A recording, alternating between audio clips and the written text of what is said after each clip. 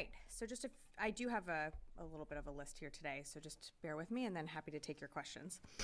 Over the weekend, Secretary Austin spoke twice with his Israeli counterpart, Minister of Defense Gallant. The secretary expressed his condolences for the IDF soldiers killed in a drone attack from Lebanese Hezbollah.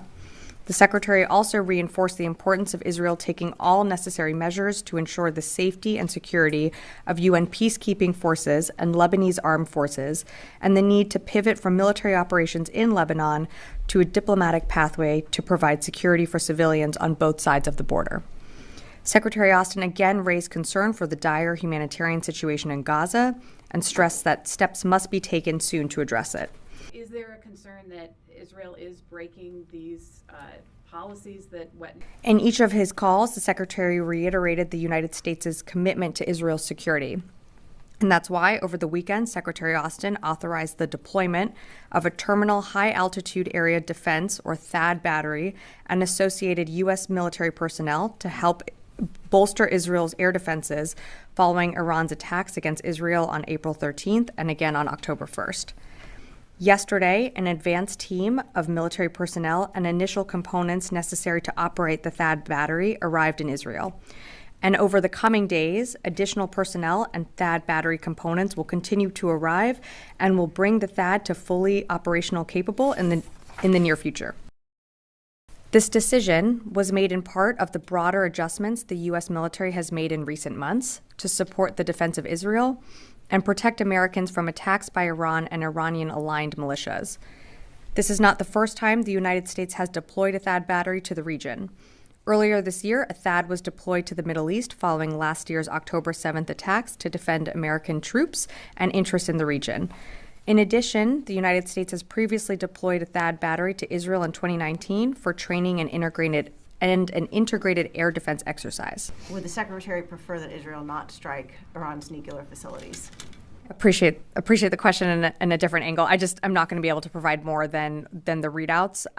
The Secretary, as we've said for a few weeks now, we continue to engage the Israelis on, and speak with them about what their response might look like. But I'm just not going to be able to provide more on that. Earlier this week, was that letter specifically a threat that It was private correspondence because it was addressed to their Israeli counterparts, both of them. They send letters all the time to, whether it be to members of Congress or their counterparts all over the world, that are not intended for public consumption. So the letters weren't addressed to Associated Press or to Fox. It was addressed to two people, to their counterparts. There will be implications for U.S. law if they don't change what they're doing. But is this specifically a threat to withhold?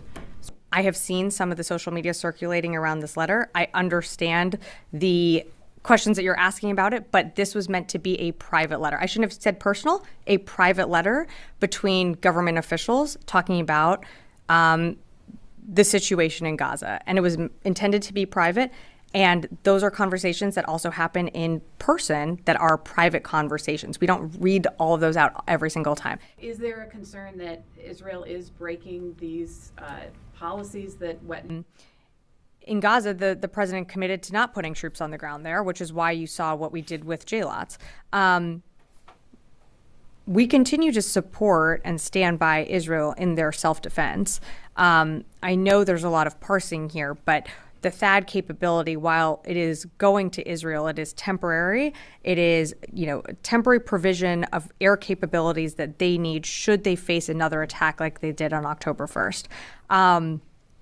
But that doesn't minimize, again, what we did in Gaza. We're incredibly proud of all the humanitarian, whether it be food, water, medical supplies that we were able to get in during that time.